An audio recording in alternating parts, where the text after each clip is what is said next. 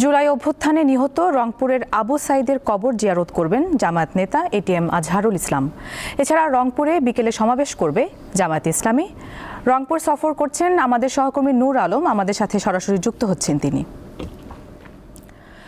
নূর, আবু সাইদের কবর জিয়ারত সহ রংপুরে জামায়াতের কি কর্মসূচি রয়েছে আমাদের বিস্তারিত জানাবেন।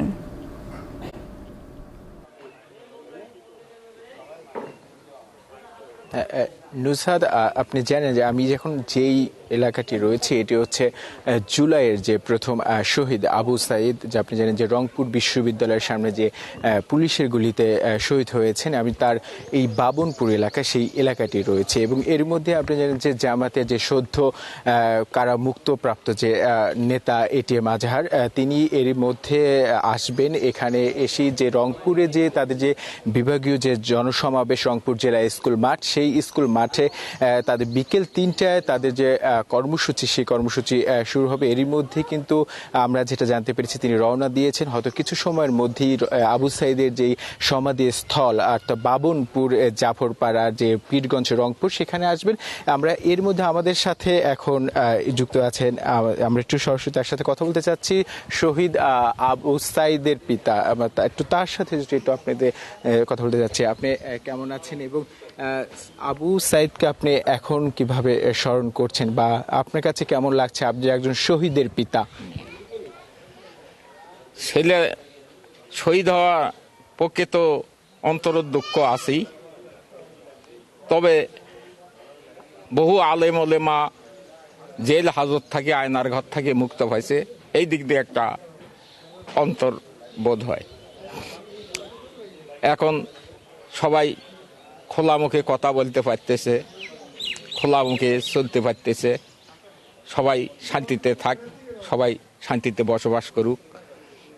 এখন এমন একটা সরকার যেন প্রতিষ্ঠিত হয়, যেন স্বৈরাচার মুক্ত এবং জনগণের সেবা করে সবাই যেন শান্তিতে থাকতে পারে, এইরকম একটা সরকার প্রতিষ্ঠিত হোক। আপনার কেমন লাগছে আপনি একজন শহীদের পিতা হিসেবে?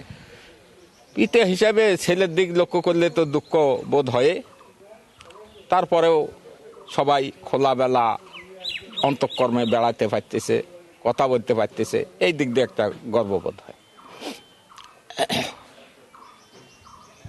নুসরাত, আপনি যেমনটা তার কাছে শুনছিলেন, আসলে ছেলে হারানোর যে বেদনা, সেই বেদনাকে উপেক্ষা করি আসলে দেশ, তিনি একটাই বলছেন যে আসলে দীর্ঘ 17 বছরের মানুষের যে মুক্তি, সেই মুক্তিকে আসলে তিনি ছেলের যে বেদনা সেটাকে তিনি উপেক্ষা করছেন। আসলে আর যেটা হচ্ছে রংপুরে যে বিভাগীয় জামাতের যে বিভাগীয় সমাবেশ, সেই বিভাগীয় সমাবেশে যোগদান দিবেন জামাতের আমির ডাক্তার শফিকুর রহমান ছাড়াও জামাতের সেক্রেটারি জেনারেল গোলাম মিয়া পরোয়ার সহ যে স্থানীয় যে নেতাকর্মীরা রয়েছেন, তারা এখানে দেবেন। এখানে কবর জিয়ারত পরে কিন্তু বিকেল ৩টায় কিন্তু সেই সমাবেশ শুরু হবে। সেখান থেকে আসলে যে নির্বাচনী প্রচারণা বলেন বা যেই শহীদদের যে এই বিষয়, আমরা যদি একটু সেই বিষয়ে কিন্তু তিনি দিক নির্দেশনা দিবেন ওইখানেই। এবং তারপর থেকেই কিন্তু আসলে বিকেল ৩টে এর মধ্যে কিন্তু জামাতের যে নেতৃবৃন্দ রয়েছে তারা কিন্তু রংপুর যে বিভাগীয় শহর, সেই বিভাগীয় শহরে কিন্তু তারা উপস্থিত হয়েছেন।